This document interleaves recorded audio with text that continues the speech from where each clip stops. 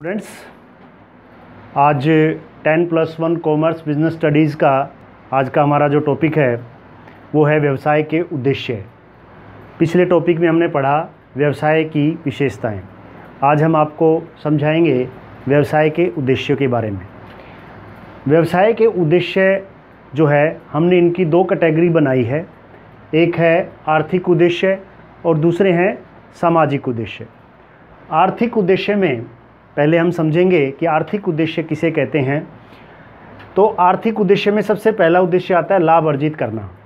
कोई भी व्यवसाय हो उसका मुख्य उद्देश्य लाभ अर्जित करना होता है। ये हम पहले भी पढ़ चुके हैं, बता चुके हैं आपको कि कोई भी संस्था बिना लाभ के जीवित नहीं रह सकती, न वो जीवित रह सकती है न वो विकास कर सकती है।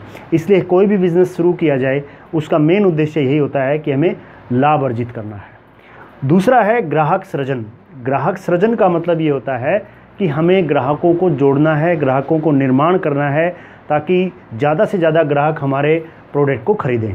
उसके लिए हमें अपने प्रोडक्ट की बढ़िया क्वालिटी देनी है और नई नई विधियों का प्रयोग करना है ताकि ज़्यादा से ज़्यादा लोग हमारे साथ जुड़ें, ज़्यादा से ज़्यादा ग्राहक हमारे साथ जुड़ें। उसके लिए आपको प्रयास करने पड़ेंगे। तो ये आपका ग्राहक सृजन दूसरा उद्देश्य है। तीसरा उद्देश्य है नव प्रवर्तन। नव प्रवर्तन का मतलब आज टाइम बहुत तेज़ी से चेंज हो रहा है, फैशन में बदलाव आ रहा है, लोगों के रहन सहन में बदलाव आ रहा है, रीति रिवाज बदल रहे हैं। तो आपको व्यवसाय को लंबे समय तक जीवित रखना है तो आपको भी नए परिवर्तन करने पड़ेंगे, नव प्रवर्तन करना पड़ेगा। और नव प्रवर्तन हो सकता है वस्तु की क्वालिटी के बारे में, उसको हम कितनी सरलता से ग्राहक तक पहुंचा पाते हैं, उस विधि में बदलाव करने में कोई ना कोई आपको नए तरीके खोजने पड़ेंगे जिससे कि आप ग्राहक को ये लगे कि इस संस्था में लगातार बदलाव हो रहे हैं और वो आपसे जुड़े रहेंगे। नव प्रवर्तन क्यों आवश्यक है? एक तो जो पुराने ग्राहक हैं वो आपसे जुड़े रहें और नए ग्राहकों को भी आप आकर्षित कर सको, इसलिए नव प्रवर्तन जरूरी है। अब अगला हमारा टॉपिक है सामाजिक उद्देश्य। आर्थिक उद्देश्य के बाद सामाजिक उद्देश्य में आता है उच्च किस्म की वस्तुएं उचित मूल्य पर प्रदान करना। यानी कि कोई भी व्यवसाय हो उसका सामाजिक उद्देश्य यही बनता है कि वो समाज को अच्छी किस्म की वस्तुएं उचित मूल्य पर प्रोवाइड करवाए। कई बार क्या होता है कि क्वालिटी तो बहुत अच्छी कर दी जाती है लेकिन उसकी कीमत इतनी ज़्यादा हो जाती है कि वो आम ग्राहक की पहुंच से दूर चली जाती है। तो इसमें ध्यान रखना है, अच्छी क्वालिटी के साथ साथ रेट भी उसका सही रहना चाहिए, उचित किस्म और उचित मूल्य। फिर आता है समाज के विकास में योगदान। देखिए, कोई भी व्यवसाय हो वो समाज में फलता है, फूलता है, वहीं पे अपने आप को विकसित करता है। तो समाज के प्रति भी एक व्यवसाय के उद्देश्य हैं। वो क्या हो सकते हैं?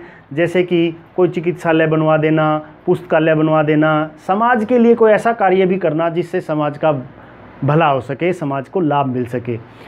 उसके बाद आता है समाज के विकास में योगदान के बाद विनियोजकों को पर्याप्त लाभ। विनियोजक कौन होते हैं? जो आपके संस्था में, जो आपके व्यवसाय में पैसा लगाते हैं, वो भी एक समाज का हिस्सा ही हैं। तो एक व्यवसाय का ये भी उद्देश्य है कि वो अपने विनियोजकों को पर्याप्त लाभ पहुँचाए। जैसे जो भी हमारे बिज़नेस के अंश खरीदते हैं, हमारे व्यवसाय में अंश खरीदते हैं, तो वो इस उम्मीद से खरीदते हैं कि भविष्य में इन अंशों की कीमत बढ़ेगी और उनको लाभ मिलेगा।